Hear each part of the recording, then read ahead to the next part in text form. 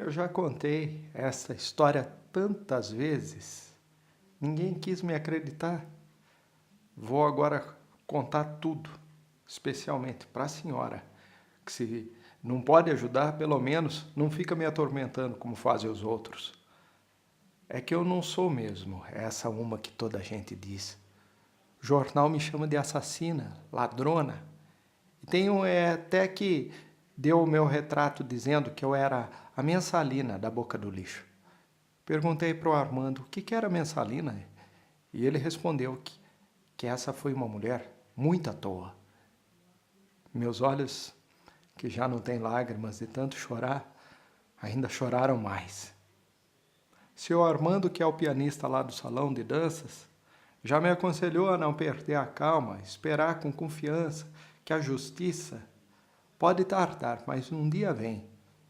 Respondi então que confiança podia ter nessa justiça que vem dos homens, se nunca nenhum homem foi justo para mim?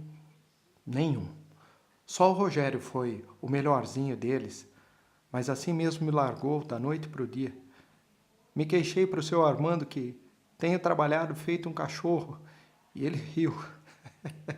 Perguntou se cachorro trabalha. Não sei se eu respondi. Sei que trabalhei tanto e aqui me chamam de vagabunda e me dão choque até lá dentro, sem falar nas porcarias que eles obrigam a gente a fazer. Daí o seu Armando disse para não perder a esperança que não há mal que sempre ature.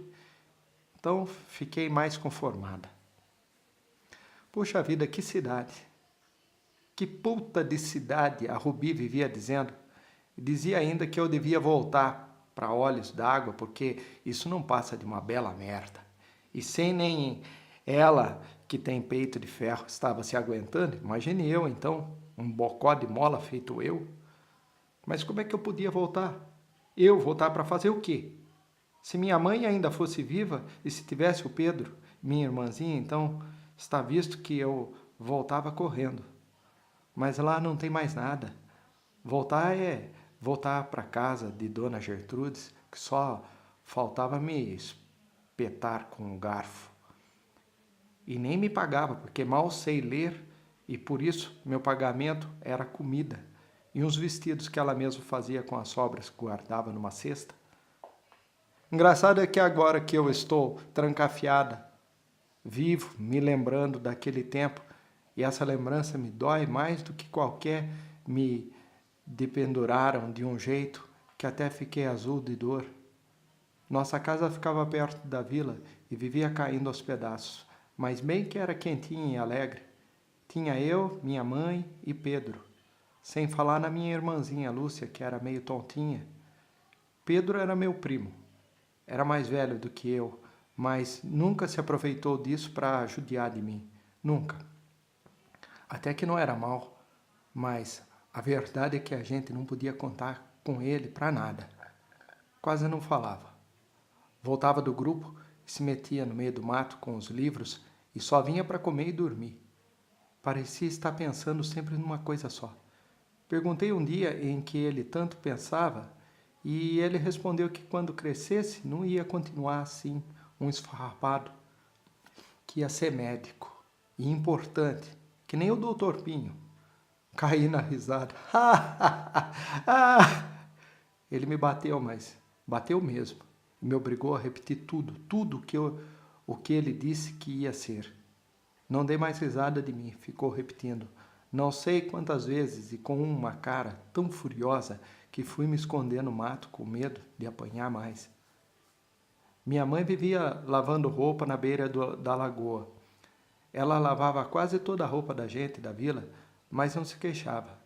Nunca vi minha mãe se queixar. Era miudinha e tão magra que até hoje fico pensando onde ia buscar força para trabalhar tanto. Não parava.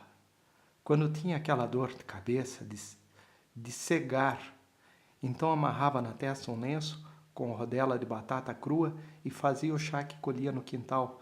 Assim que a dor passava, ia com a trouxa de roupa para a lagoa. Essa erva a Tita também comia e depois vomitava. Vou ser médico e a senhora vai viver feito uma rainha, o Pedro disse. Rainha, rainha, Rainha, eu fiquei gritando e pulando ao redor dela, e a Tita latia e pulava comigo.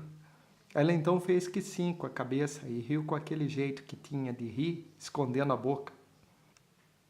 Eu fazia a comida e cuidava da casa.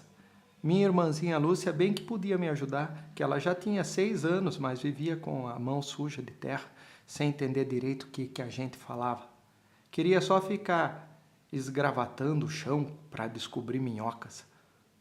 Está visto que sempre encontrava alguma e então ficava um tempão olhando para a minhoca, sem deixar que ela se escondesse de novo.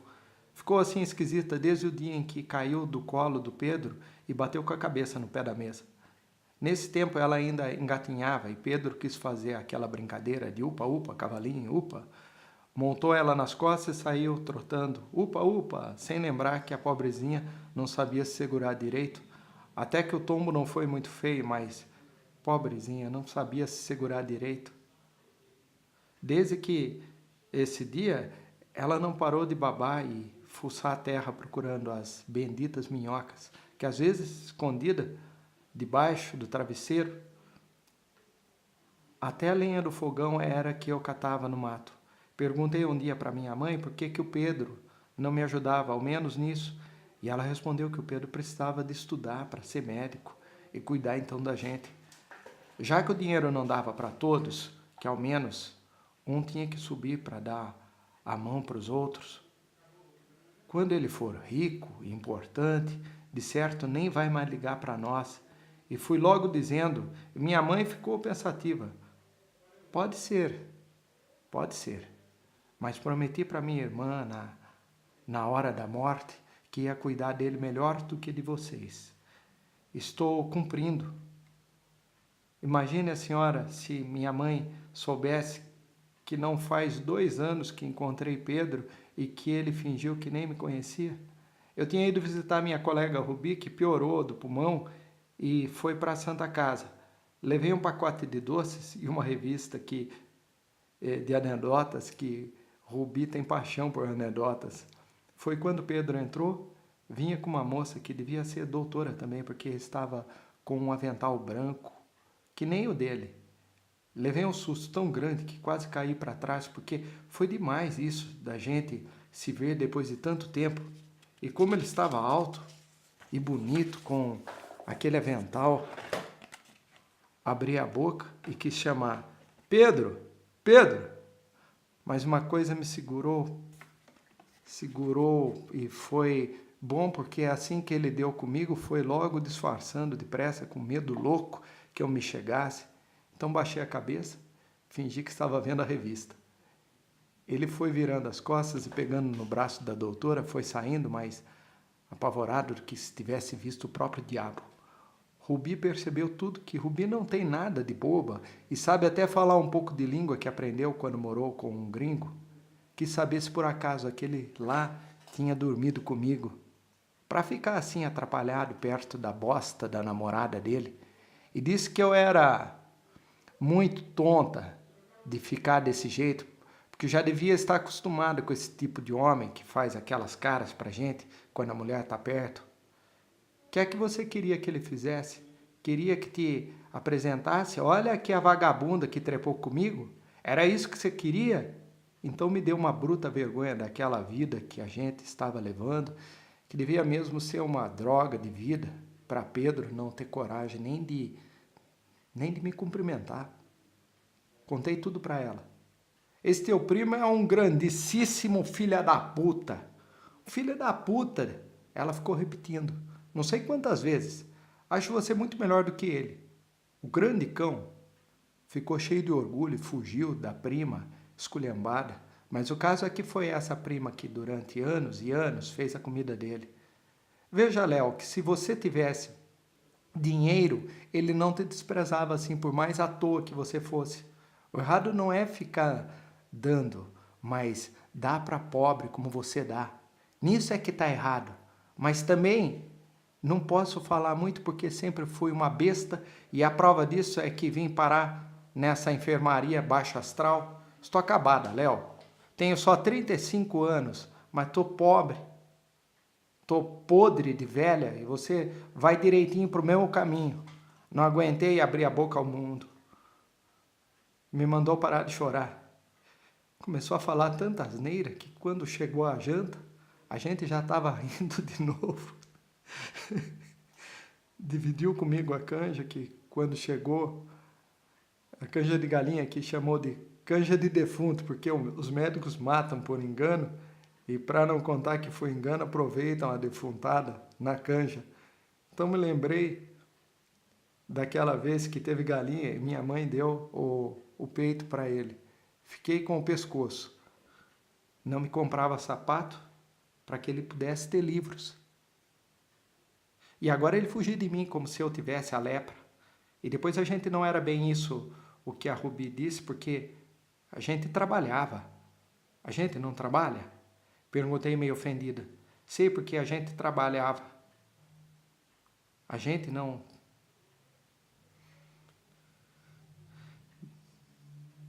Sei disso, sua tonta, ela respondeu, mas estamos na zona.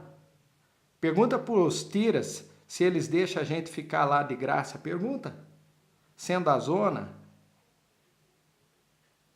zona, é tratado feito vagabunda. Está escrito que tem que ser assim.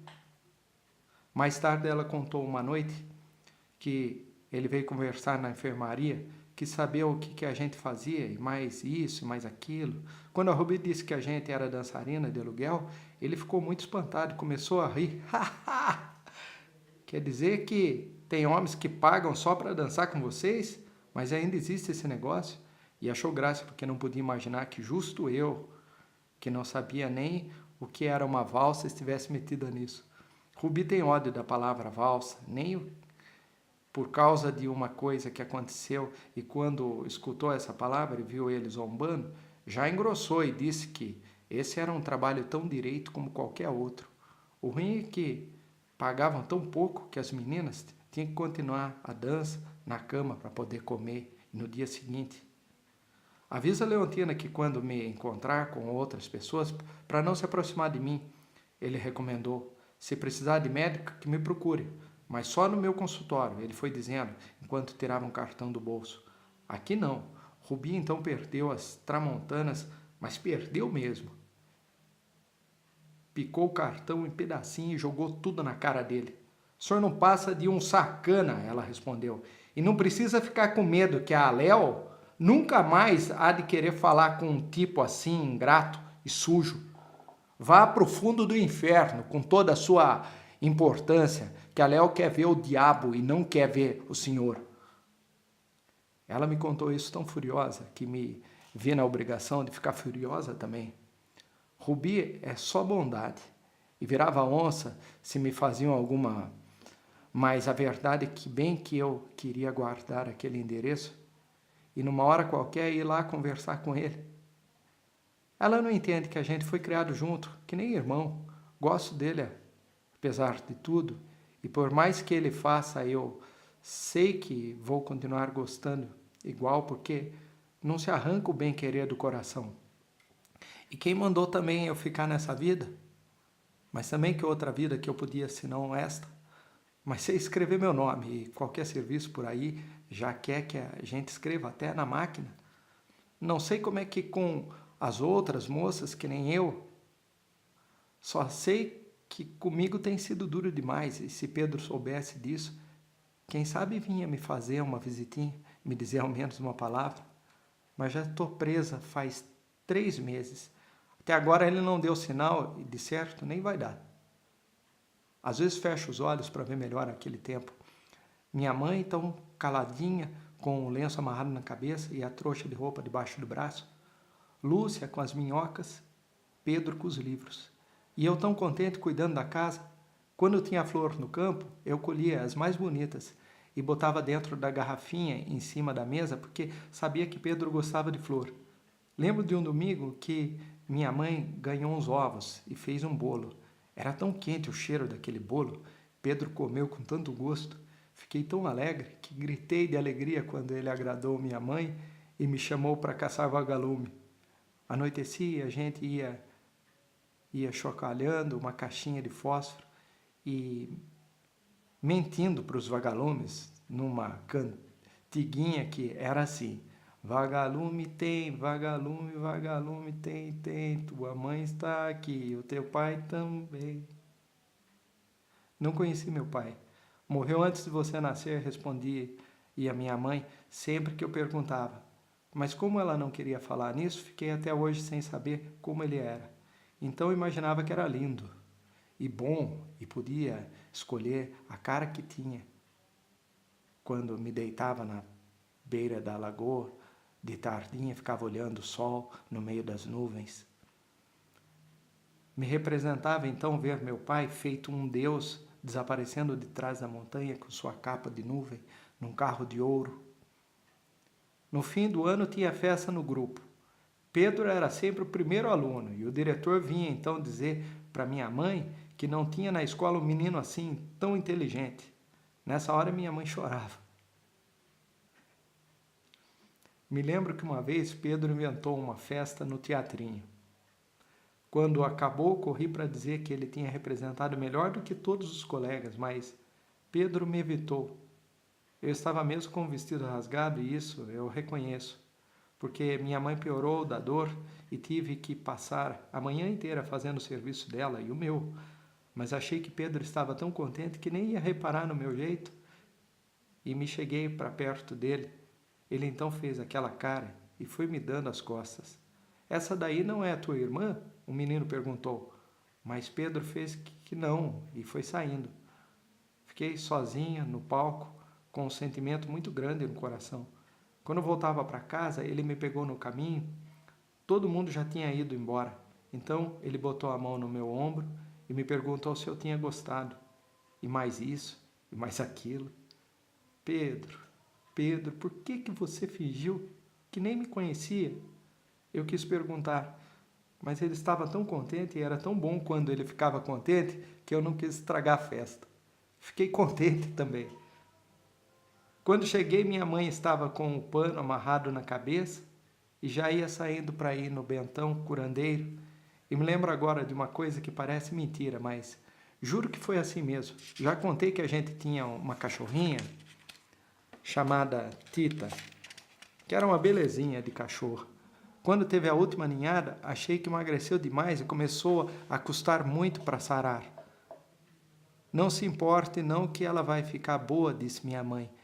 Mas uma tarde vi a Tita se levantar do caixote dela, ficar parada farejando o ar e olhando lá longe, com um jeito tão diferente que até estranhei. Ela apertava os olhinhos e franzia o focinho, olhando a estrada. Depois voltava e olhava para os cachorrinhos dentro do caixote. Olhou de novo para a estrada. A testa até franzia de tanta preocupação, mas de repente resolveu e foi andando firme numa direção só. No dia seguinte foi encontrada morta naquelas bandas para onde estava olhando. Com minha mãe foi igual. Antes de sair, ficou sem saber se ia ou não. Olhou para mim, olhou para a Lúcia, olhou comprido para o Pedro. Depois olhou de novo a estrada, franzindo a testa que nem a Tita. Parecida mesmo com a Tita, medindo o caminho que ia fazer. Senti um aperto forte no coração. Não vai, mãe, eu quis dizer. Mas ela já tinha pegado a estrada com seu passinho ligeiro. Corri para o Pedro com um pressentimento. Ele estava lendo um livro. Deixa de ser burra, que não vai acontecer nada de ruim. Ele disse sem parar de ler. Vou ser médico para cuidar dela. Nunca mais vai sentir nenhuma dor. Ele prometeu. E a Lúcia vai deixar de mexer com minhoca. E você vai se casar e vai ser feliz. Ele disse e me mandou coar um café. Aconteceu tudo ao contrário. Minha mãe caiu na estrada segurando a cabeça. Lúcia se afogou quando procurava minhoca. E eu estou aqui jogada na cadeia.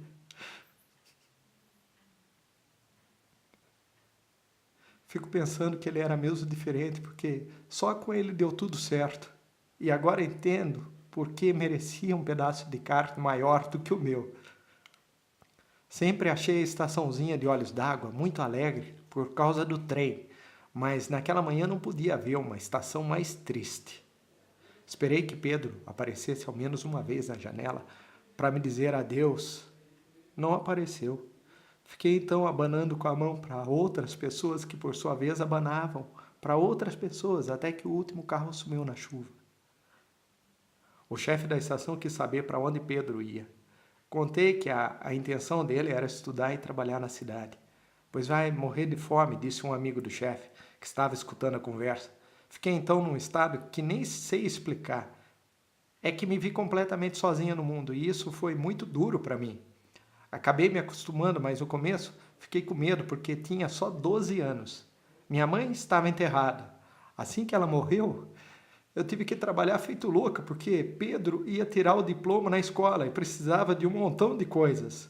Continuei lavando para fora, tinha ainda que cozinhar e cuidar da minha irmãzinha e catar lenha no mato e colher pinhão quando era tempo de pinhão. Me deitava tão cansada que nem tinha força de lavar a lama do pé. Você está virando um bicho, Pedro me disse muitas vezes, mas o que eu queria é que ele estivesse limpinho e com a comida na hora certa. Era isso que eu queria. Depois eu me lavo, eu respondia. Depois quando? Ele perguntava. E eu olhava em redor e via as pilhas de camisa para passar, engomar, e a panela queimando no fogo, minha irmãzinha tendo que ser trocada, porque ela fazia tudo na roupa. Quando você tirar o diploma, não vou mais trocar, eu não vou mais lavar para fora. Então, vou poder andar em ordem e até estudar. Era isso que eu respondia. Foi isso que eu combinei. Mas o combinado não vigorou porque, assim que ele tirou o diploma, arrumou a trouxa e foi embora. Aquele ano, meu pai, quando me lembro daquele ano, até hoje, se escuto falar em diploma, me representa que vai começar tudo outra vez. Os meninos recebiam o diploma de tardinha e depois estava marcada a festa. De noite não dava para ir, mas se ocorresse ainda chegava em tempo para a festa de tarde. Não conto o nó que senti na garganta quando vesti o vestido cinzento que minha mãe devia usar no caixão e não usou porque a Cida, que arrumou ela, disse que logo logo o vestido ia servir direitinho para mim. Era um desperdício. Ninguém está vendo se ela vai de vestido velho, disse a Cida. Só Deus sabe, mas Deus até que vai gostar quando ela aparecer para lavar a alma com o mesmo vestidinho que usava para lavar a roupa.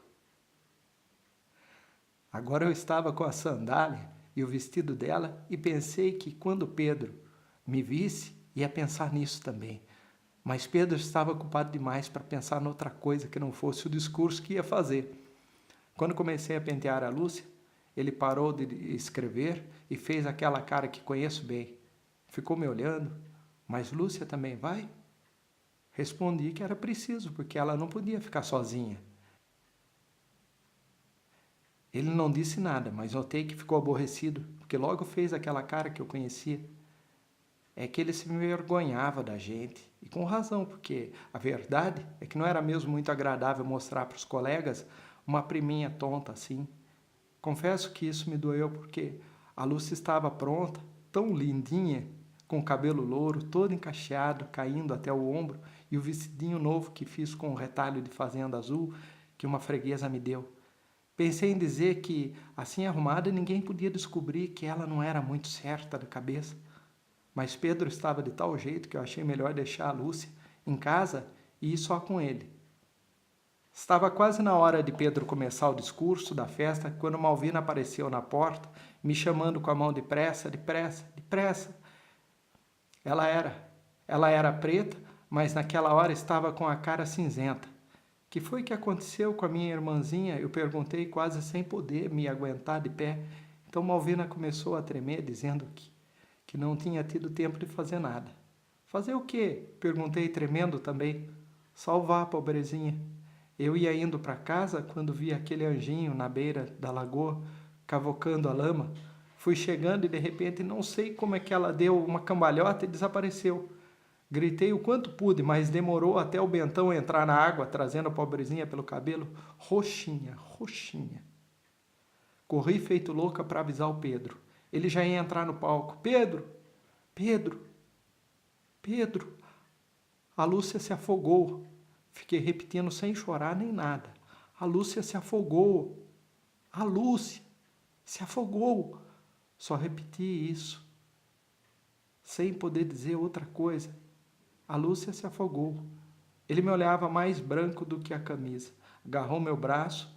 Vá na frente que depois eu vou. Vá na frente que depois eu vou. vai na frente, está me escutando? Mas eu não conseguia sair do lugar. Então ele me sacudiu com força.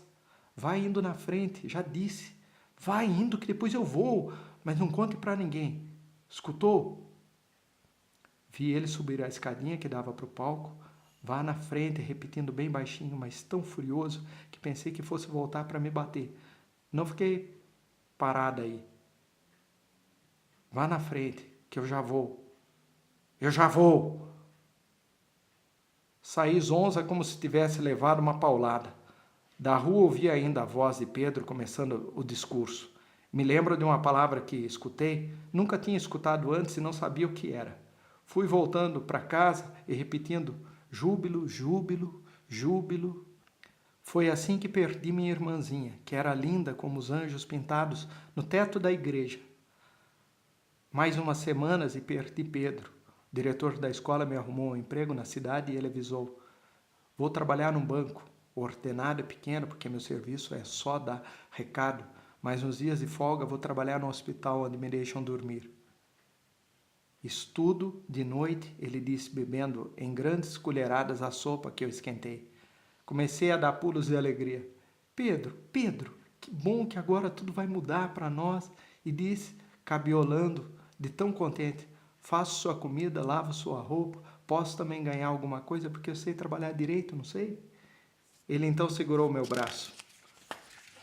Parei de rodopiar, mas você não vai. Demorou um pouco para eu entender. Eu não vou, Pedro. Ele passou a mão na minha cabeça. Não pense que eu estou te abandonando, ouviu bem? Eu não ia fazer uma coisa dessas.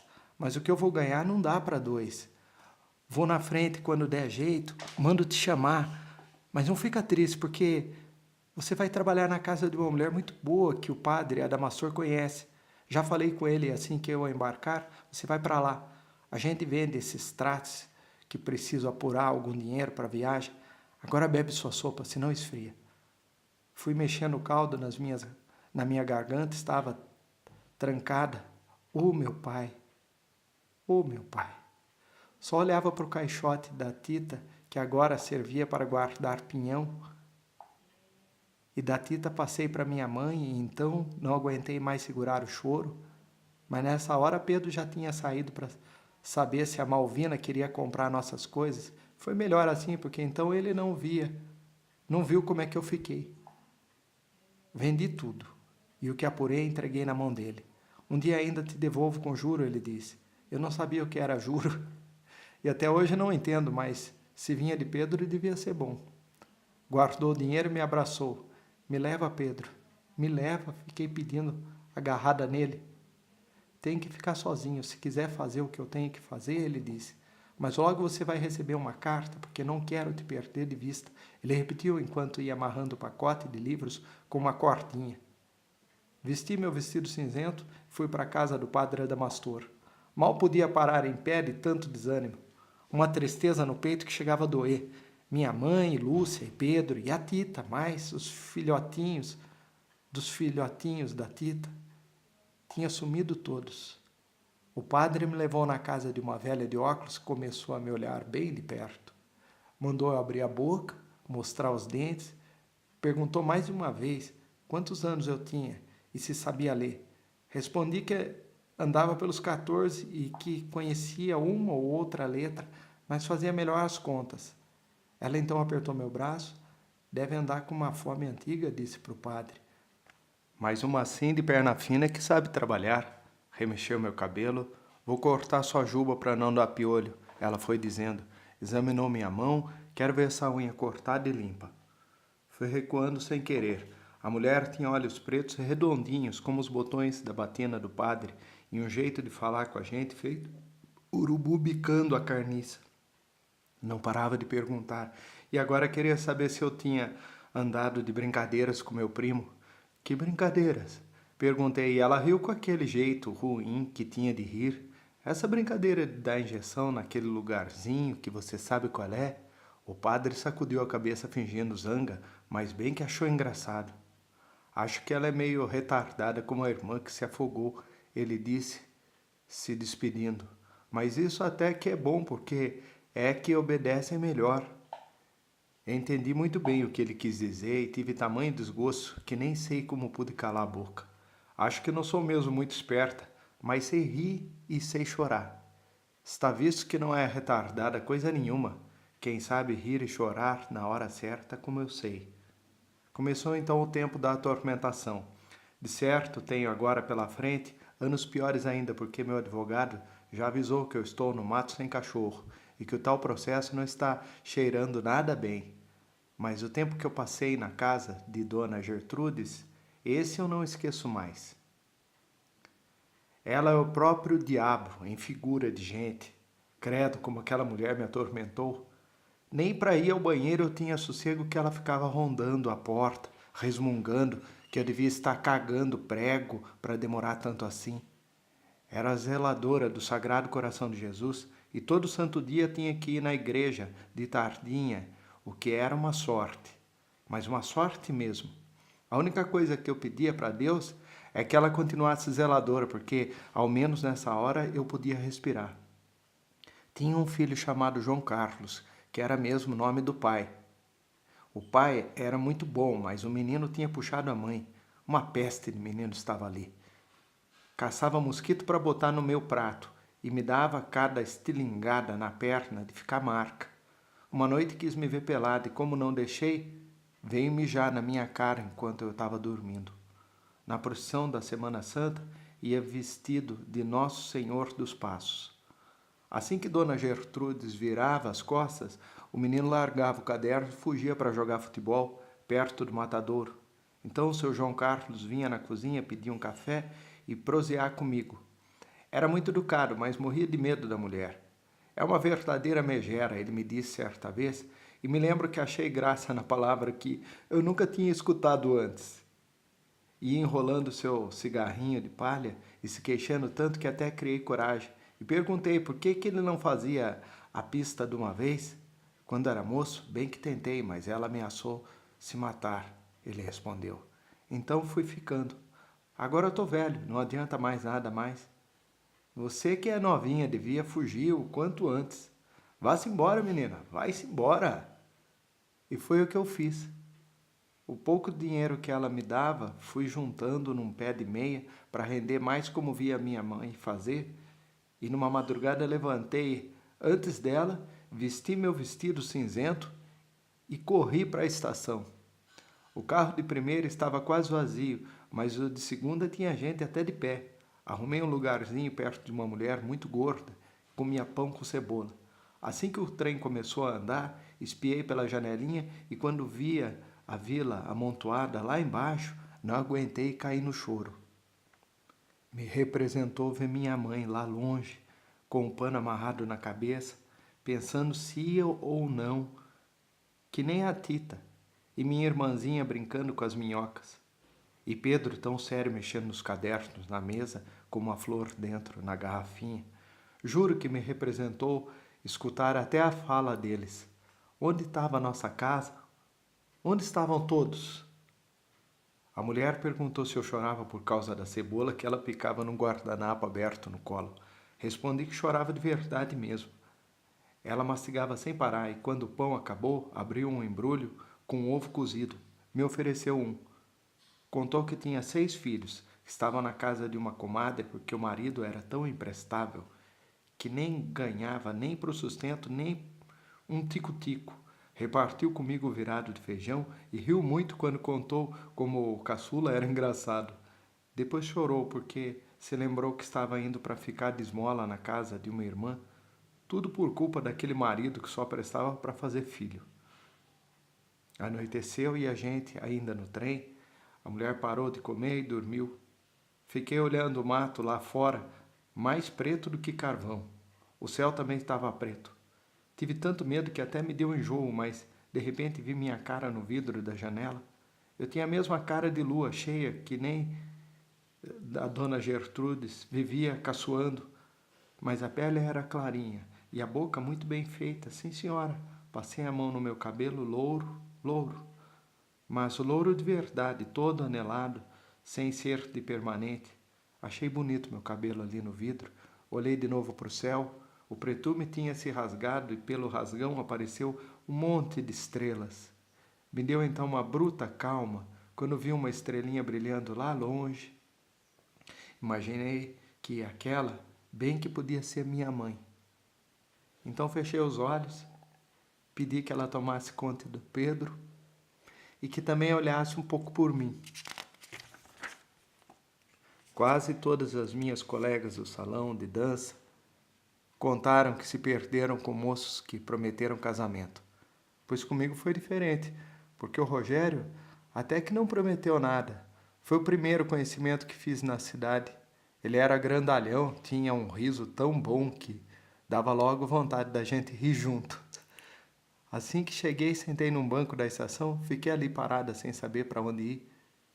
Então ele veio prosear comigo e se ofereceu para me ajudar. Reparei que vestia uma roupa diferente que nunca vi antes e perguntei que farda era aquela. Mas esta é a roupa de marinheiro, ele respondeu. E começou a rir, porque achou uma coisa de louco topar com alguém que nunca tinha visto um marinheiro.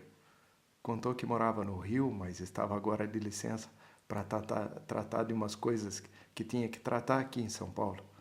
Ficou olhando para o meu vestido. Já entendi tudo, ele foi dizendo. Você fugiu de casa com o vestido da sua mãe. Acertei. Me levou numa confeitaria cheia de espelhos e luzes. Reparei então como eu estava mal arrumada, perto das outras moças, e acho que ele adivinhou o que eu estava pensando, porque me pediu que eu não ficasse com vergonha daquelas mulheres bem vestidas, mas todas umas vagabundas de marca, e prometeu que no dia seguinte me dava até um enxoval. Quer um enxoval, hein, Joana?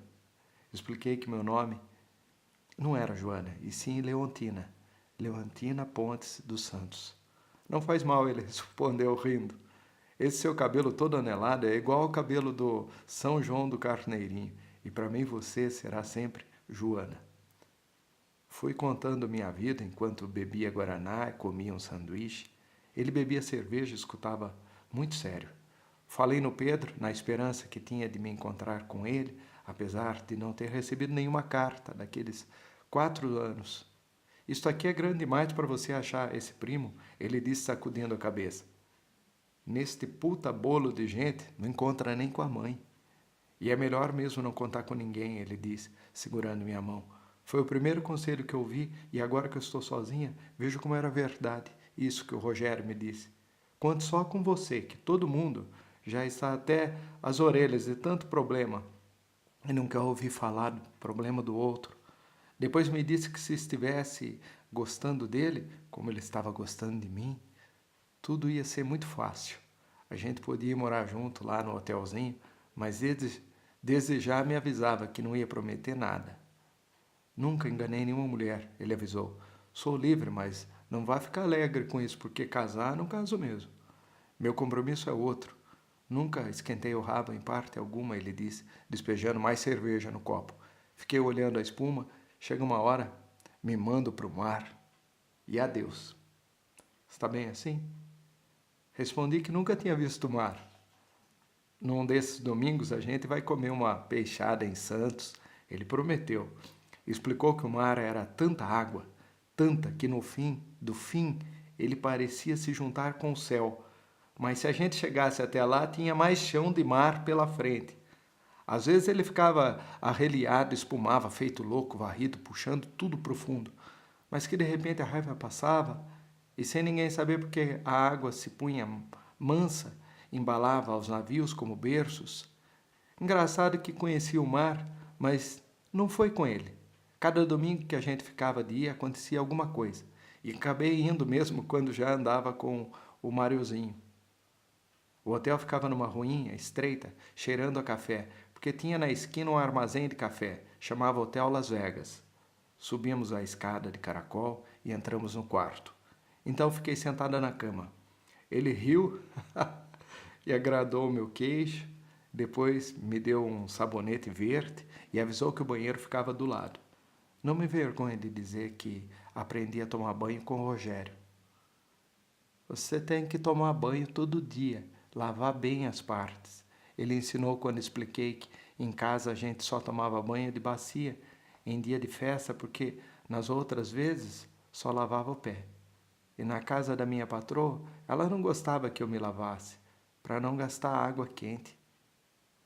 Quando voltei do banheiro embrulhada na toalha, ele me deu para vestir uma cueca e uma camiseta com umas coisas escritas no peito.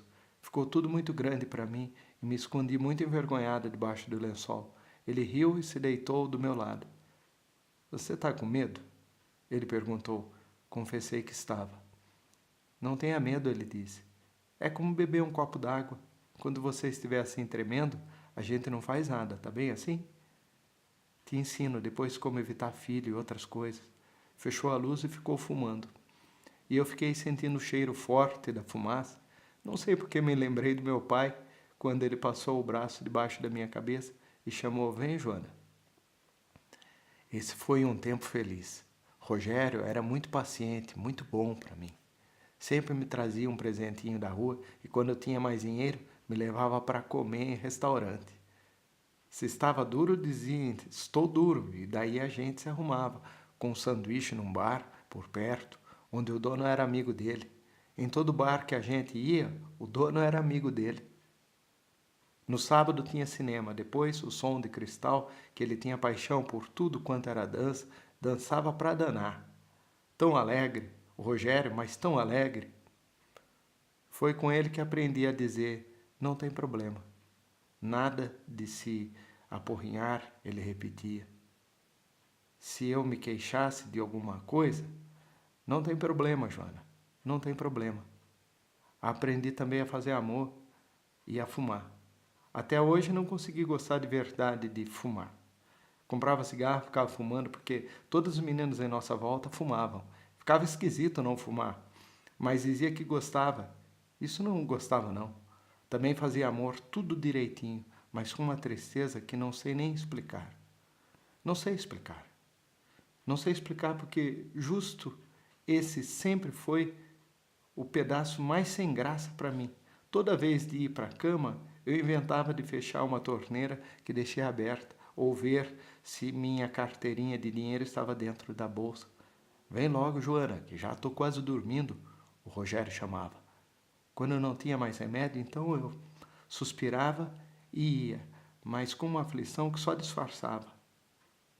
Se bebia antes um bom copo de vinho. Era depois do fuque-fuque que o Rogério gostava de beber e de cantar a modinha do marinheiro. Cantava bem o Rogério, e quando o Milânia aparecia com o violão, era aquela festa. Cantava muito o Adeus Elvira, que o sol já desponta, e de todas as modinhas eu preferia essa que me dava um ciúme, porque ele quase chorava enquanto ia chamando Elvira, Elvira, e como o Milânia respeitava a tristeza dele, eu ficava imaginando que essa tal de Elvira tinha existido. Um dia achei o Rogério diferente. Comeu pouco, falou pouco. Perguntei o que era e ele respondeu que não era nada. Depois do sanduíche que comemos no quarto, ficamos os dois debruçados na janela. A noite estava uma beleza e foi me dando um sentimento muito grande. Não tem problema, Joana, disse o Rogério, passando o braço na minha cintura. Você é uma pequena muito direita e ainda vai encontrar um sujeito bem melhor do que eu. Escondi a cara na mão, nem consegui responder. Eu te quero, Joana, ele disse, mas sou um tipo que não pode andar como uma mulher e panela sempre atrás. Se te largasse até que fazia um favor, porque você precisa casar e não perder seu tempo com um camarada assim maluco, como eu. Continuasse cobrindo a cara, ele começou a me fazer cócegas. Daí me beijou. Os olhos, suas sobrancelhas são arqueadas como as asas das gaivotas, ele disse. Você também não conhece gaivota, mas no domingo que vem a gente vai para Santos. E lá você vai ver que elas têm as asas que nem suas sobrancelhas. Começou a contar uma historinha tão engraçada que aconteceu no navio que eu acabei contente de novo. Nessa noite ele foi muito carinhoso, me fez tanto agrado que cheguei a perguntar por que a gente não casava logo de uma vez e tinha filho, como toda a gente. Ele sorriu. Estava escuro, mas senti que ele sorriu quando encostei a cabeça no seu peito, com aquele cheiro gostoso de sabonete, acendeu um cigarro. Quando acordei na manhã seguinte, Rogério não estava. Desceu mais cedo para tomar café, pensei. Nessa hora, dei com a pulseira de pedrinhas vermelhas em cima da mesa. Debaixo da pulseira tinha dinheiro e um bilhetinho. Escreveu numa letra bem grande, bem redonda, para eu entender, mas a verdade é que nem precisei ler para saber o que estava escrito. As lágrimas misturavam tanto as letras que eu já não sabia se elas estavam no papel ou nos meus olhos.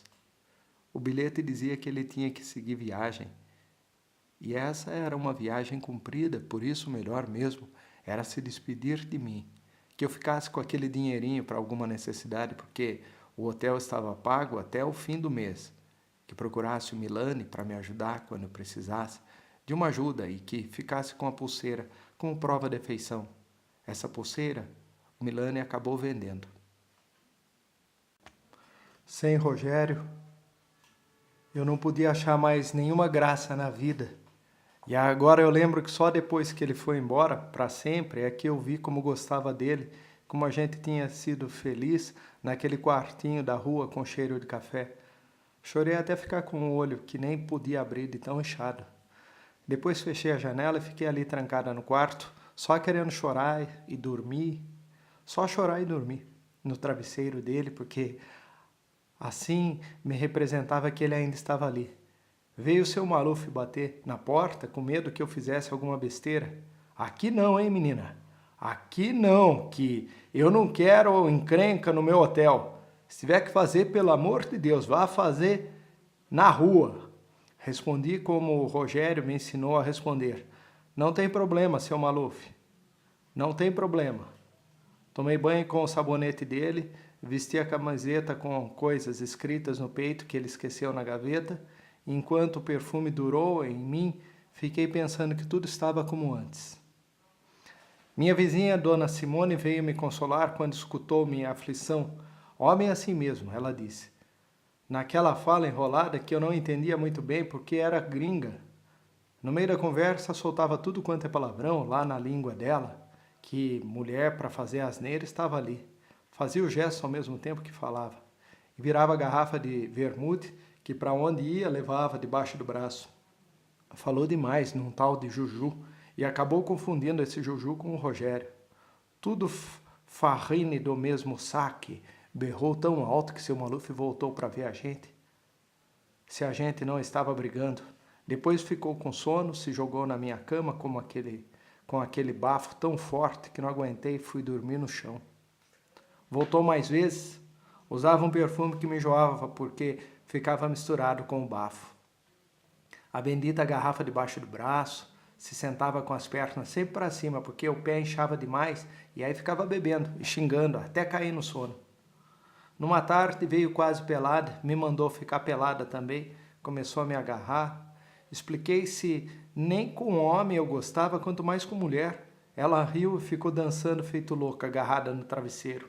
Depois cantou a música lá dos gringos, e no meio do choro me xingou, Juju, até que caiu de porre atravessada no chão do quarto. Tive que arrastar ela para fora feito um saco de batata. Nessa noite me deu vontade de me matar. Respeitei seu Maluf, que não queria confusão no hotel, e fui para a rua comprar soda. Bebo com guaraná no jardim, pensei. Mas quando fui passando pelo bar da esquina, me deu uma fome desgraçada. Foi então que encontrei Arnaldo me perguntando se por acaso eu não era a pequena do Rogério. Nem pude responder. Então ele sentou comigo no balcão, disse que o navio do Rogério já devia estar longe e que era melhor mesmo eu tirar ele da cabeça, porque não era homem de voltar nem para o mesmo porto, nem para a mesma mulher. Aconselhou ainda que eu bebesse cerveja, porque soda queima que nem fogo, cerveja sempre lava o coração. Arnaldo não era bonito que nem o Rogério, não tinha dinheiro, nem para o cigarro, mas serviu para me distrair. Disse que era artista de cinema e que ia me botar para trabalhar na mesma fita. Andei espiando por lá. Era uma fita de alma do outro mundo misturada com gente viva que só aparecia pelada ou então na cama. O papel dele era usar uma máscara medonha e assim mesmo tão depressa que não dava tempo para nada. Mal aparecia e já sumia com os outros. Na próxima fita vou fazer o papel de galã, ele vivia dizendo. Ficou uma semana aboletado comigo no hotel e quando gastei minha última nota, ele fez a pista com aquela mesma cara contente que tinha quando me encontrou no bar. Procurei então o Milani, que me arrumou um emprego de garçonete no Bar Real. Fomos morar numa pensão cheia de artistas de circo e foi nessa pensão que eu conheci a Rubi. Perguntei se ela também trabalhava no circo e me respondeu que já fazia muita palhaçada sozinha sem precisar de contrato. Contou que era táxi e mais aquela palavra que até hoje me enrola a língua quando digo. Me apresentou para o seu Armando, caso eu quisesse um dia trabalhar no salão. Minha amizade com o Milani não durou. De dia ele ficava metido num negócio de automóvel e até que ganhava dinheiro. Só voltava de noitinha, justo na hora em que eu saía para trabalhar. Então se punha a beber e bebia mesmo, de não se aguentar de pé. Daí ficava ruim de gênio, quebrava tudo que tinha em redor. Foi assim que perdi todos os presentes que o Rogério me deu. Numa só noite ele quebrou o meu toca-discos e arrancou a porta do guarda-roupa e jogou na calçada. Fiquei muito aborrecido e mandei que ele sumisse para sempre. Já vou, ele dizia enquanto ia jogando para cima as roupas da cômoda. Depois pegou no violão, saiu cantando pela rua fora. Mais tarde um amigo veio me dizer que ele estava perdido de tanta maconha e outras porcarias. E um dia esse mesmo cara contou que ele tinha casado. É verdade que fiquei um pouco triste, mas está visto que nem pensei em me matar como da primeira vez. Foi nessa ocasião que Rubi ficou minha amiga. Os homens são safados, ela repetiu, não sei quantas vezes. Vivi 10 anos com um tipo que veio para mim mais pesteado do que cão sarnento. Cuidei das pés, das bebedeiras dele, deixou de beber e ficou bem disposto que só vendo. Começou a trabalhar de novo, teve sorte porque logo ganhou tanto que comprou um carro. Eu devo minha vida a você, ele vivia me dizendo. Eu estava morto quando te encontrei e nem minha mãe ia ter paciência de me aguentar como você me aguentou. Rubizinha, Rubizinha, você foi a minha salvação, vivia me repetindo. Fiquei feliz e justo na hora em que pensei que podia descansar um pouco de tamanha trabalheira e viver em paz com o meu homem. Ele me deu um pontapé no rabo e foi se casar com uma priminha. Agora eu tenho 35 anos, já estou escangalhada porque comecei com 15 e não é brincadeira essa vida de dar murros de dia e de noite ainda ter que fazer um extra com perigo de pegar filho e doença como já peguei. Mas naquele tempo queria saber ao menos a metade do que sei hoje. Ao menos a metade, ela ficou me dizendo enquanto fazia furos com a ponta do cigarro numa folha de jornal. A pensão ficou cara demais, então a gente alugou um quarto perto do salão onde ela dançava. O almoço era sanduíche e café, que a gente fazia escondido no fogareiro, que a dona proibia com medo de incêndio. A desforra vinha no jantar. Se por sorte aparecia algum convite. Só então reparei como a cidade era grande. Podia ficar andando e não repetia nenhuma rua. Puxa, que nunca imaginei que essa cidade fosse grande assim. E como não conhecia ninguém, achei uma maravilha morar num lugar onde a gente dá as cabeçadas que quiser e nem o vizinho fica sabendo. E dei mesmo com a cabeça à torto e à direita. Mas se ia com este ou com aquele, nunca era por interesse, porque não sou dessas que têm o costume de pedir coisas em troca. A Rubi está aí de prova, porque mais uma vez ela disse que sentia muita pena de mim, porque ela era igual quando tinha 20 anos. Que nem adiantava me aconselhar, porque meu miolo era mesmo mole, que quando eu fosse um caco, é que ia me lembrar de dar valor ao dinheiro. Agora vem esse tira dizer que matei o velho para roubar e que acabei fugindo de medo. Pelo amor de Deus, a senhora não acredite, porque isso é uma mentira, é uma grande mentira. E a Rubi está de prova. E também o senhor Armando, que vivia me dizendo que Deus dá nós para quem não tem dente. Até hoje não sei o que o senhor Armando queria dizer com isso, mas tinha qualquer relação com esse negócio de não me aproveitar dos homens. O senhor Armando está aí de prova, porque ele me conhecia muito bem, me achava a mais direitinha lá do salão. Meu emprego não presta para nada. Rubi me avisou antes de me levar para falar com o senhor Armando. Não tem sola de sapato que aguente. E um dia desses, meu peito ainda arrebenta, que nem corda de violão. A gente tinha tomado uma média e ela ia conversando comigo enquanto fazia furos na toalha com a ponta do cigarro. Rubi tem essa mania. Até na cortina do nosso quarto ela fez esses buracos. Contou que tinha ficado doente de tanto pular com aquela homenzarrada e que se ainda continuava é porque agora não tinha outro jeito, senão ia até o fim. Mas que eu pensasse bem se queria mesmo levar essa vida. Respondi que meu emprego no Pierrot não era melhor do que o dela. Fazia quase 2 meses que a boate não me pagava nada e, além do mais, a polícia vivia rondando, porque o Guido já era viciado. Começou a passar a coisa para os fregueses. Não peguei o costume, porque a única vez que experimentei de brincadeira, fiquei tão ruim que virei do avesso de tanto que vomitei. Rubi então encolheu o ombro e me explicou como era o tal salão. A gente tinha que dançar com um montão de caras que de certo são os lobisomens, eu disse, e ela riu. Até que de vez em quando aparecesse um homem bonito, mas vai ver tem isso ou aquilo que não funciona. Conheci um tipo de costeleta que parecia artista. Fiquei besta quando vi um tipo assim, bacana, metido com aquela raça de condenado. Estava toda satisfeita quando ele me tirou. Saímos atracados num bolero, mas quando ele abriu a boca para falar, tive que prender a respiração. A boca cheirava a merda. Não se espante, Léo, que lá tem de tudo. É não ligar para tanta coisa maluca que aparece como a mulher que me tirou vestida de homem e tão bem servida que fiquei me perguntando onde ela foi arrumar um negócio grande assim. O que a gente ouve então? É só botar o pensamento em outra coisa e ir mexendo as pernas no compasso de cada um. Tem os que vão só para mexer as pernas, mas a maior parte está mesmo querendo mulher e precisa desse aperitivo. Se te interessa, aceita. Mas não custa nada palpar um pouco o cara para ver se não está armado. E cuidado com os tiras que vêm com parte de te ajudar, porque esses são os piores. No começo pensei que ia morrer de tanta canseira.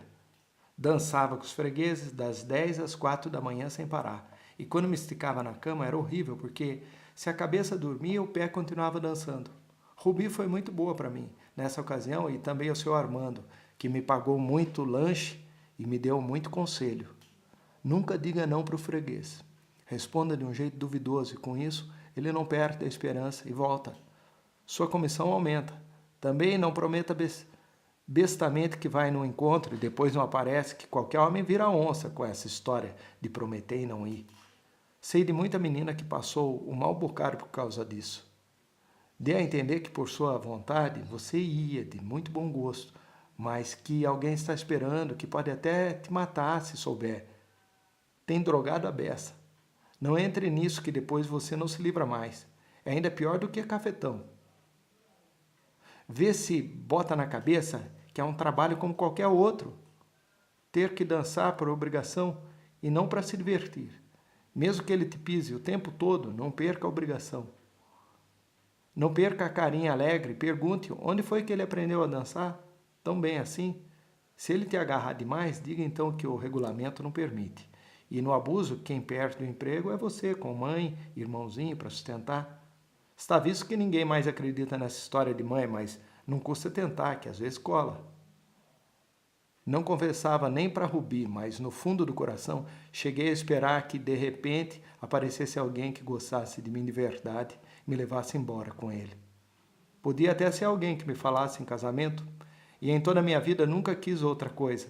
Mas Rubi, que parecia adivinhar meu pensamento, me avisou que tirasse o cavalo da chuva, porque nenhum homem quer casar com uma mulher que fica atracada a noite inteira com tudo quanto é cristão que aparece. Os tipos que transavam pela zona era mesmo sem futuro. Agradeça a Deus se algum deles não se lembrar de te jogar pela janela ou te enfiar uma faca na barriga. E contou um montão de casos que viu com os próprios olhos de pequenas assassinadas por dar cá aquela palha. E a polícia não faz nada? Perguntei. Ela ia furando com cigarro a revista da anedota. Não seja burra, Léo. Até que os tiras fazem muito. Acho mesmo que são os que mais fazem. E se não ficam ricos, é porque os sacanas acabam deixando o dinheiro no mesmo lugar de onde arrancaram. Era bom quando o seu Armando vinha prosear com a gente e, de uma feita, contou que uma tal de Marina acabou se casando com um cara que vinha dançar, que era dono de um montão de fazendas em Goiás. Hoje ela era uma granfa, vivia aparecendo no jornal, em festa, até de rainha. Essa história me animou demais, mas quando o seu Armando viu minha animação, começou a rir. Sossega, Léo, que esse negócio de abóbora vai virar carruagem está ficando cada vez mais difícil. Em todo caso, não perca a esperança, que eu também não perco a minha de encontrar um rio de ouro, como aquele mendigo da Califórnia.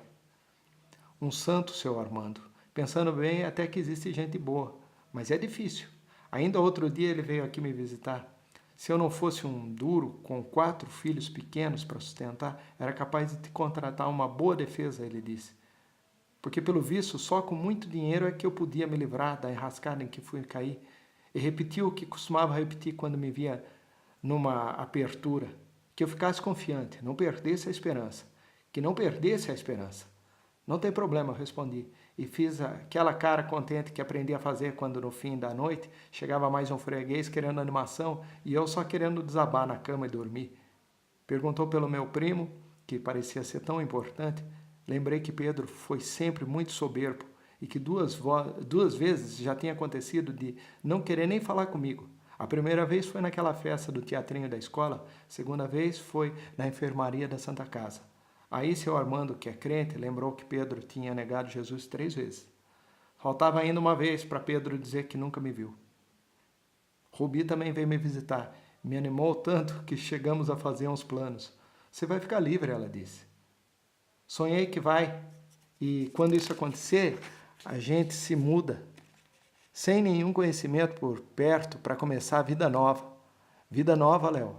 Vida nova. Com comida na hora certa, um pouco de sossego.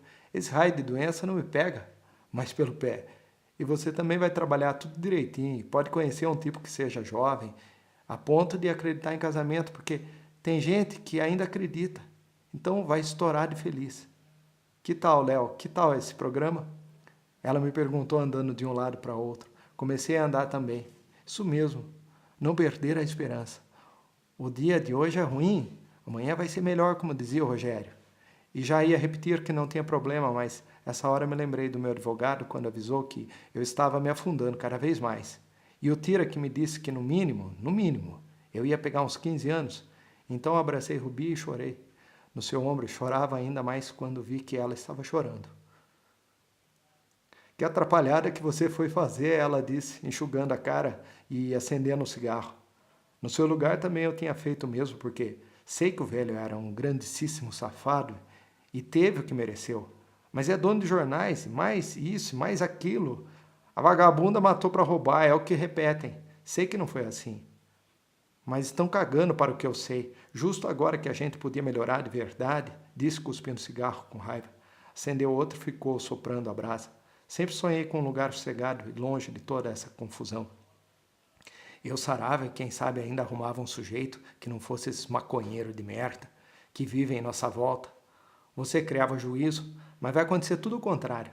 Você vai ficar aqui apodrecendo, eu vou continuar pulando e me encharcando de bebida até o dia em que botar o pulmão pela boca. Tinha que ser.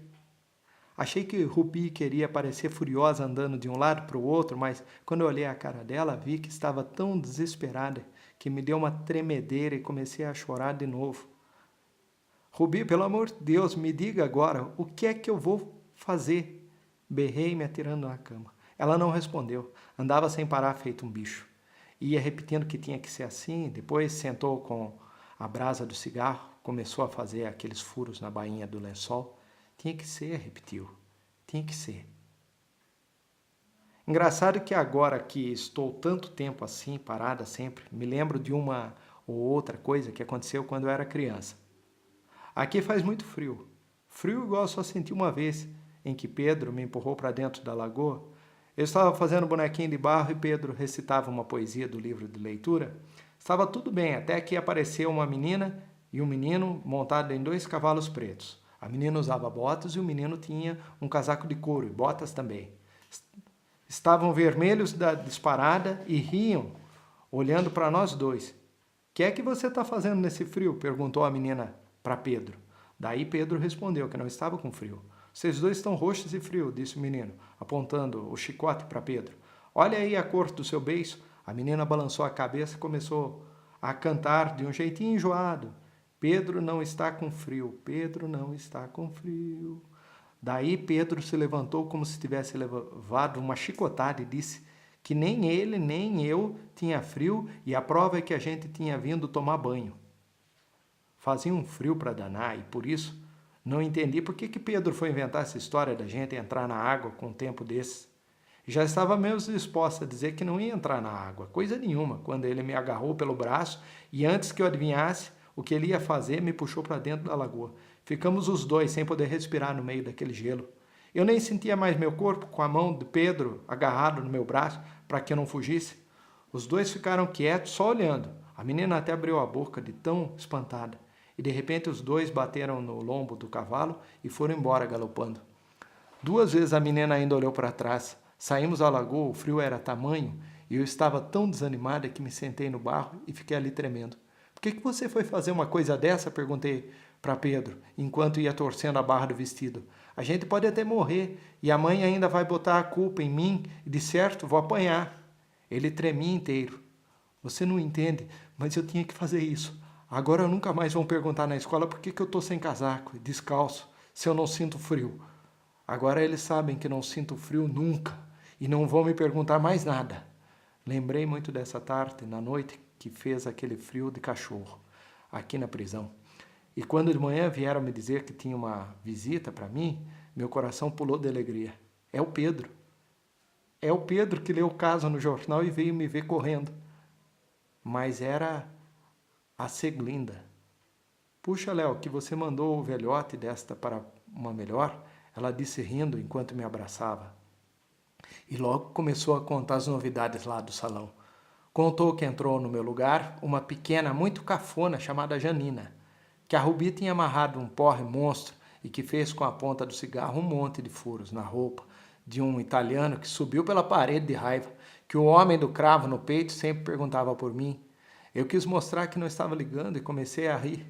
E ela ria também, mas notei que estava nervosa porque mascava chiclete bem depressa, como naquela noite em que o Alfredo veio tirar satisfações dela. Então apertei a cabeça e fiquei chamando minha Nossa Senhora, enquanto ela ia passando a mão no meu cabelo e querendo saber por que justo eu, que era tão boazinha, fui fazer uma besteira dessa. É o que me perguntam. Também não sei responder. Sei que nunca pensei em matar aquele raio de velho. Deus é testemunha disso, porque até de ver matar galinha me doía o coração. Fugia para dentro de casa quando Dona Gertrude torcia o pescoço delas como se fosse um pedaço de pano. Deus é testemunha. E agora vem o advogado, e vem o Tira me perguntar tanta coisa. Mas eu já disse tudo o que aconteceu e não sei mesmo o que mais que essa gente quer que eu diga. Foi na tarde que inventei de comprar sapato, porque o meu estava esbagaçado e quando chovia meu pé ficava nadando na água. Não comprei porque o dinheiro não deu, então, como não tinha nada que fazer, fui olhar as vitrinas. Foi quando dei com o vestido marrom. Amaldiçoada hora essa, amaldiçoada hora que enveredei por aquela rua e parei naquela vitrina. O vestido estava numa boneca que tinha o meu corpo. Pensei que de certo ia servir para mim, que era o vestido mais lindo do mundo. Foi quando eu ouvi uma voz perguntando bem baixinho se eu não queria aquele vestido.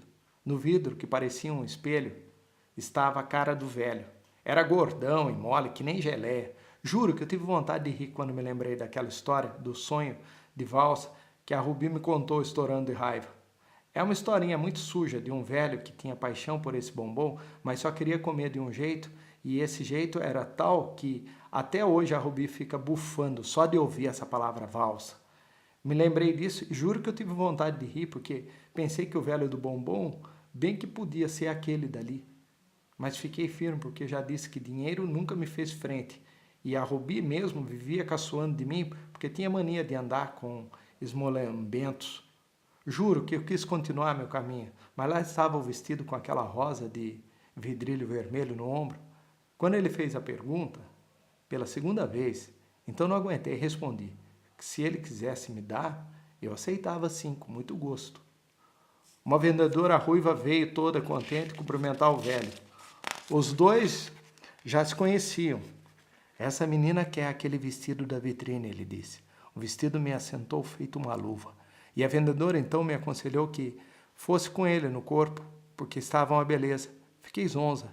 É que nunca tinha visto um vestido assim caro e quando me olhava no espelho e passava a mão na rosa de vidrilho, minha vontade era sair rodopiando de alegria.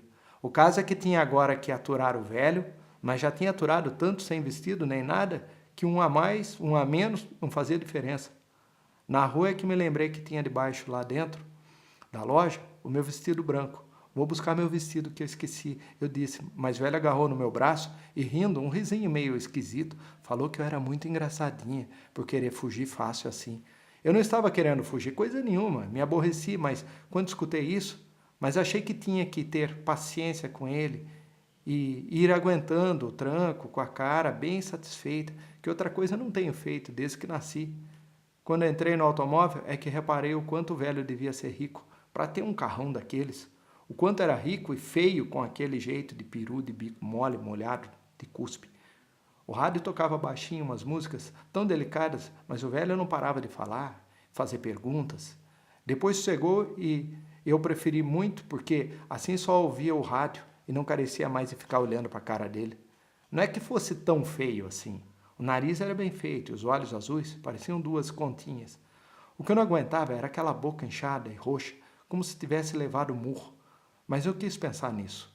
Tinha um vestido novo como nunca tive um igual, estava num carro e minhas colegas iam ficar verdes de inveja se me vissem.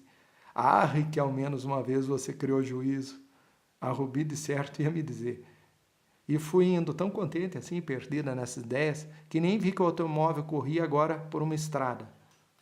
Aqui a gente pode conversar melhor, ele disse, parando perto de um barranco. E foi logo agarrando na minha coxa, me puxando para mais perto. Quando senti aquela boca molhada me lamber o pescoço, me deu uma bruta nojo, mas disfarcei e fiquei firme. Quando a boca veio subindo e grudou na minha, vi que ele queria me desabotoar, mas não achava o botão. E até que facilitei, mas mesmo assim acho que ele adivinhou meu nojo, porque ficou fulo de raiva.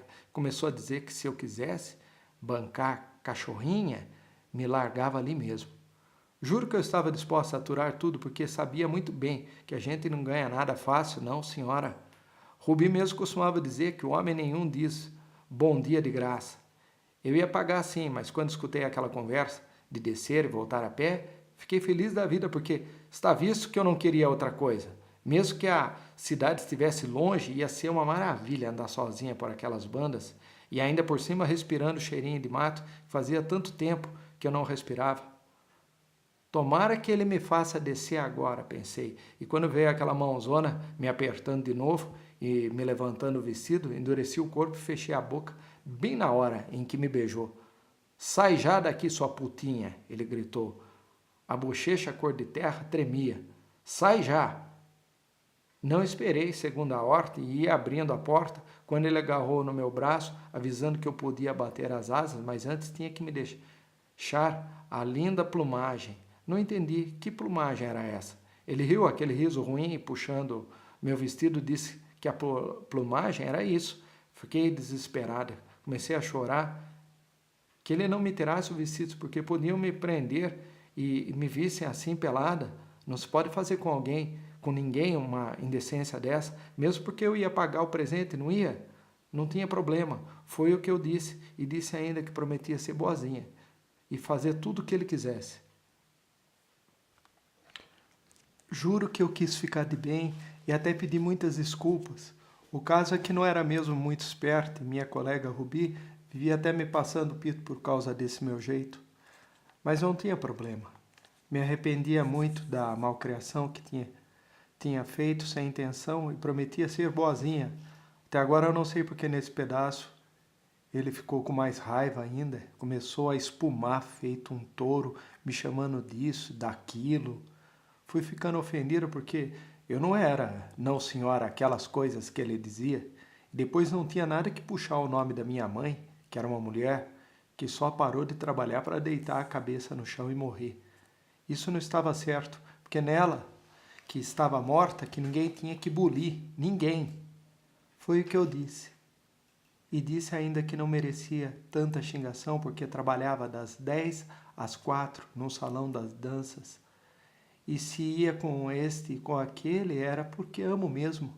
Era por amor. O bofetão veio nessa hora e foi tão forte que quase me fez cair no banco.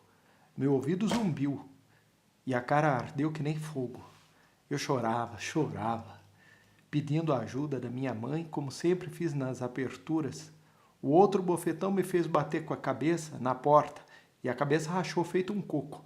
Apertei a cabeça na mão e pensei ainda no Rogério, que um dia surrou um cara só porque ele esbarrou de propósito no meu peito. Agora estava apanhando que nem a pior das vagabundas. Me deixa ir embora, pelo amor de Deus, me deixa ir embora. Pedi me abaixando para pegar minha bolsa. Foi então que num relâmpago o punho do velho desceu fechado na minha cara. Foi como uma bomba. Meu miolo estalou de dor e não vi mais nada. De repente me deu um estremecimento porque uma coisa me disse que o velho ia acabar me matando. Meu cabelo ficou em pé. Ah, meu pai! Ah, meu pai! Comecei a chamar. Acho que gritava de medo e dor, mas nem me lembro disso. Lembro que só queria fugir. E dei com as costas na porta com toda a força, mas ela estava bem fechada. Fui escorregando do banco e já ia cair ajoelhado quando ele me agarrou de novo e me sacolejou tão forte que eu fiquei de quatro no fundo do carro. Nessa hora, achei uma coisa fria e dura no chão. Era o ferro. Agarrei o ferro e pensei depressa nas brigas que tinha visto no bar real e nos homens que levavam cadeiradas e caíam desmaiados, mas logo se levantavam como se não tivesse acontecido nada. Num salto, me levantei e quando ele me puxou de novo pelo cabelo, me sacudiu, assentei o ferro na cabeça dele. Assim que comecei a bater, fui ficando com tanta raiva que bati com vontade. E só parei de bater quando o corpo foi vergando para frente e a cabeça caiu bem em cima da direção. A buzina começou a tocar. Tive um susto danado porque pensei que ele estivesse chamando alguém, mas ele parecia dormir de tão quieto. Fique agora aí, beijando a buzina, seu besta. Fique aí, eu repeti, e ele nem se mexeu. Me abaixei para ver a cara dele, dei com aquela boca aberta como se quisesse me morder. O olho arregalado, comecei a suar frio. A buzina que não parava e aquele sangue gosmento e morno que não sei como pingou na minha mão. Fiquei maluca, limpei depressa o dedo na almofada e catei minha bolsa. Fuja, Léo, eu disse para mim mesma. Fuja, fuja. Levei um bruto susto quando me vi disparando pela estrada com um sapato em cada mão, com aquela buzina correndo atrás, e eu querendo correr mais depressa, até que aquele foi ficando mais fraco, mais fraco. Parei para respirar esfregando o pé na terra, como fazia quando eu era criança. A brecha na cabeça já tinha fechado, mas a boca doía para danar, porque o lábio partiu no meio, na hora do murro. Um automóvel que passou na toda me assustou e fui então andando bem agarradinha à minha bolsa e bem agachadinha ao barranco para me esconder dos carros. Anoiteci e tive um medo daqueles no meio da escuridão, que era uma escuridão diferente das estradas de olhos d'água. Minha Nossa Senhora, o que significa isso? O que significa isso? Fui repetindo enquanto ia chorando, como só chorei quando o Rogério me largou. É que me lembrei da minha mãe, de Pedro, da minha irmãzinha, justo naquela hora que Pedro saía comigo para catar vagalume. A sopa da panela, a coisa melhor do mundo era tomar aquela sopa quente. Minha mãe com sua carinha conformada, Pedro pensando sempre nos seus livros, e minha irmãzinha pensando nas suas minhocas, crescendo linda como os anjos. Agora tinha acontecido tanta encrenca junta. Não tem problema, Rogério dizia, mas para meu gosto já fazia tanto tempo que tinha problema até demais. Então, estava certo, dançando a noite inteira com os caras que vinham pisando feito elefante, me apertando e me beliscando como se minha karma fosse de borracha. Pobre ou rico era tudo igual, com a diferença que os pobres vinham com cada programa que Deus me livre. Fui andando mais depressa e pensando como a vida era ruim, ainda mais agora com essa atrapalhada do velho. E me veio de repente uma saudade louca do Rogério, que tinha sido o melhor de todos os homens que conheci. Também senti um pouco de falta do Bruno, do Mariozinho, mas foi ainda do Rogério, rindo, contando casos enquanto a gente descansava. e descascava uma laranja na janela do hotelzinho cheirando a café. Acordei gritando com aquela buzina forte, bem debaixo do travesseiro. Pelos buracos de veneziana, vi que já era dia. Rubi tinha dormido na rua. Foi um sonho ruim, pensei. Um sonho ruim. E se Rubi não tivesse dormido fora, eu ia pedir para ela ler naquele livro dos sonhos o que era sonhar com essa embrulhada. Foi sonho. E de repente dei com a rosa de vidrilho, brilhando no escuro. Olhei minha mão, onde tinha pingado sangue da cor da rosa. Tive vontade de me enterrar no colchão. Matei o velho. Fiquei repetindo não sei quantas vezes, sem poder despregar os olhos da rosa vermelha. Comecei a suar frio. Atirei longe a coberta e saltei da cama. Tudo besteira, eu disse para mim mesmo. Ninguém morre assim à toa. Anda, Léo, anda, e não pense mais nisso, porque o velho não morreu coisa nenhuma. E a essas horas já está pulando por aí. De certo, quer me matar de ódio, mas foi bem feito, porque ninguém mandou ser um malvado e encher a cara da gente de bofetão. Abri a janela e o sol entrou no quarto. Despertador marcava 2 horas. Então fiquei animada porque o dia estava uma maravilha. E eu estava com uma fome louca. Comi o resto do bolo que Rubi tinha trazido da festa. Vou contar tudo a ela. Vai dar muita risada, pensei enquanto me vestia. Dessa vez não vai dizer que meu miolo é mole, mas vai me achar até inteligente, porque ganhei um vestido e dei uma lição no ricaço. Eles têm a mania de cuspir no prato onde comem. Rubi me disse que, conforme já expliquei, nunca me divertiu de verdade. Eu estava contente que só vendo. A senhora não pode fazer ideia como eu estava contente. Donana varria a calçada. Que vestido bacana, ela disse, e eu fui indo, e gostando de ver como o sol fazia brilhar minha rosa de vidrilho. Saí para ver se achava Rubi e acabei, não sei como, de frente daquela vitrine. A mesma boneca vestida, agora um vestido azul. Diga se você quer esse vestido, perguntou um homem atrás de mim. Quase tive um ataque de susto. É o velho, pensei. É o velho que voltou e agora vou apanhar aqui mesmo na rua. Olhei apavorada para o vidro da vitrine, como da outra vez. Então respirei. Era um moço falando com a namorada que riu dizendo: o vestido era medonho. Já que estou aqui mesmo, aproveito e peço meu vestido branco que esqueci na cadeira. Eu pensei, amaldiçoada hora essa. Minha Nossa Senhora, é que eu tinha de pedir aquele vestido de volta. Ainda ontem a Rubi me disse que eu não tivesse voltado lá, ninguém no mundo ia saber que eu tinha liquidado o velho. Ninguém me conhecia e nem eu mesmo ficava sabendo do crime, porque não leio jornal. Cabeça de pau, ela berrou, encostando o cigarro na parede, como se quisesse fazer um furo ali. Sua tonta, por que voltou lá? Por quê? Nem arrependida você ia ficar, nem isso. Ninguém te conhece, ninguém. Nem você mesma ia ficar sabendo. Mas foi como se uma coisa tivesse me arrastado e agora eu estava parada na porta, procurando ver lá dentro a vendedora ruiva. Peço meu vestido, se ela perguntar do velho, digo que não sei. Melhor entrar para pedir meu vestido, porque se fujo vai ser pior. Justo nessa hora tive um pressentimento. Meu cabelo arrepiou. Fuja, Léo. Fuja depressa. Pelo amor de Deus, fuja agora sem olhar para trás. Fuja, fuja. Quando dei o primeiro passo para correr, a vendedora ruiva me viu. Ela estava proseando com um homem encostado no balcão. Assim que ela me viu, ficou de boca aberta, olhando. Depois me apontou com o dedo. O homem dobrou o jornal e veio vindo devagar para o meu lado. Fiquei pregada no chão. Ele veio vindo com um risinho na boca, com um jeito de quem não está querendo nada. Botou a mão no meu ombro, belezinha do vestido marrom. Venha comigo, mas bico calado. E me trouxe para cá.